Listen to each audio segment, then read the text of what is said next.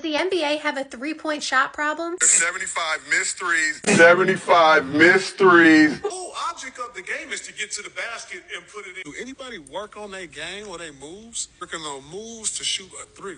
Despite the three-point shot being the highest it's ever been, only 3 teams in the modern three-point era make the top 20 list. These are the highest scoring teams in NBA history. The Cleveland Cavaliers, who are having a career season, they're even only 13th on this list. This is Alex English. He was a part of the highest scoring team in NBA history, the 1981-1982 Denver Nuggets. So not only is scoring not up, but efficiency is not that up either. The decade with the highest field goal percentage is actually the 1980s at 48.5%. And now to be fair, the 2020s are second on this list at 46.7%. So the efficiency is definitely higher than obviously the 1940s and 1950s, as you could see up there, did not even crack the 40s. But the whole argument is that teams are scoring more points and making more shots at an efficient clip. But clearly that's not the case because the stats say otherwise. The 1980s saw players like Moses Malone, Larry Bird, Mark Aguirre, of course Kareem Abdul-Jabbar, and others. So all these players were in the highest scoring, highest field goal percentage era in the NBA. How many threes did Kareem Abdul-Jabbar shoot in his career?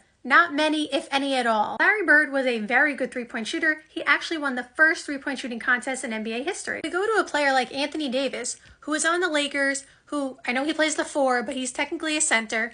He is someone who is being encouraged to shoot 6 or 7 threes a game. I don't know how many he's shooting this season, but I remember last season with Darvin Ham, there was a whole story about how they were trying to get Anthony Davis to shoot 6 or 7 threes per game. Anthony Davis is not a very good three-point shooter. Where is he dominant? In the paint. And if we go back to what Kevin Garnett said, the whole point of the game is to get the ball in the basket. And this is something that I've said before. I don't mind the three-point shots, but the issue I have is when you have a fast break and you pull up for a 3. Again, if you're Steph Curry, that's fine. But if you're not Steph Curry, and even him would maybe even go to the basket because that's almost 100% chance you get it in. If you have a wide open layup, the percentages always say it's higher. And we are in the era of stats and analytics.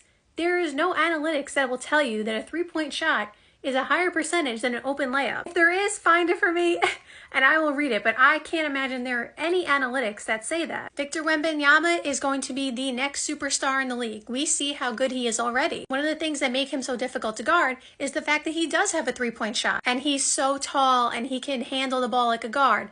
That's why he's so difficult to guard. But if Victor Wembanyama was standing on the three-point line the entire game, do you think that would be most effective for him or his team? There's no way that his field goal percentage would be higher than if he was in the paint because how many players can stop him in the paint? We're talking about right now when he's still developing and getting muscle. Like imagine him in 5 years, who's going to be able to stop him in the paint? If you want to score more points, you take the best shot and the easiest shot available. Because 3 may be greater than 2, but 2 is greater than 0. And that's why there is such an issue going around about is it the three-point shot and what should be done about it. I just saw a quote that Joe Mazzulla said he's part of the problem, that he doesn't want to watch games. Like they're basically, everybody is saying there is a problem with the games and they're blaming it on the three-point shot. You heard in the clip, there was an NBA record for missed threes in a game.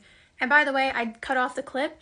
Those 2 teams took like 93 threes, I think it was. 93 threes in a single game. Do you know how crazy that is? This is the other thing that doesn't make sense to me. Again, I don't have a problem with the threes the way other people do, but in that game, for example, they set a record for missed threes. If you're not making them, why do you keep taking them? Like sometimes it's just not your night to make the threes. Your rhythm is off or whatever it is. Go to the basket and get an open layup. Now that game that he's talking about in particular, I believe it was between, he said the Hornets and the Bulls or something like that.